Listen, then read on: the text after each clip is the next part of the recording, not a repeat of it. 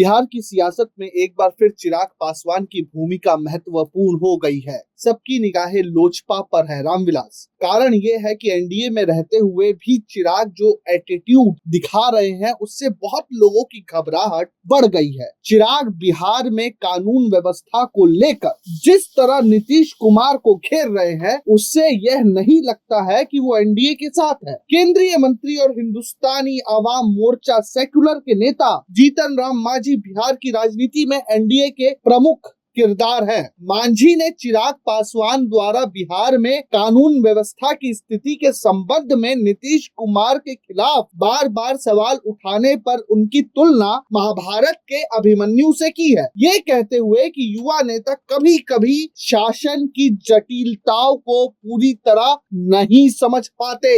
मांझी कहते हैं कि कभी कभी भरोसेमंद लोग भी स्थिति को नहीं समझते हैं और बयान दे देते हैं। चिराग पासवान एनडीए में एक अच्छे नेता हैं, लेकिन वह युवा है। युवा लोग कभी कभी बारीकियों को नहीं समझते। अभिमन्यु पूरी ताकत से आगे बढ़ा लेकिन कुछ कमी रह गई। मांझी की बात गौर करने लायक है, पर असल सवाल ये है कि क्या चिराग को चक्रव्यूह में घुसने के लिए कहीं और से शह मिल रही है? यही कारण है कि आज बिहार में 2020 के नारे मोदी जी से बैर नहीं, नीतीश तेरी खैर नहीं लोगों को याद आ रहा है। चिराग के बयानों और उनकी योजनाओं को देखते हुए लोग पूछ रहे हैं कि क्या चिराग पासवान वाकई पुराने रास्ते पर लौट रहे हैं? सवाल तो ये भी उठ रहा है कि क्या ये बीजेपी की रणनीति का कोई हिस्सा है क्या? 2020 के बिहार विधानसभा चुनाव पर गौर कीजिए। चिराग पासवान ने अपनी पार्टी लोक जनशक्ति पार्टी को एनडीए से अलग कर लिया और नीतीश कुमार के खिलाफ नारा लगा दिया कि मोदी जी से बैर नहीं, नीतीश तेरी खैर नहीं। जाहिर है कि नीतीश कुमार को नुकसान पहुंचाने के लिए चिराग ने ये फैसला लिया था। चिराग ने इसी रणनीति के तहत जेडीयू के खिलाफ 137 सीटों पर तो उम्मीदवार उतारे, पर बीजेपी के खिलाफ अपने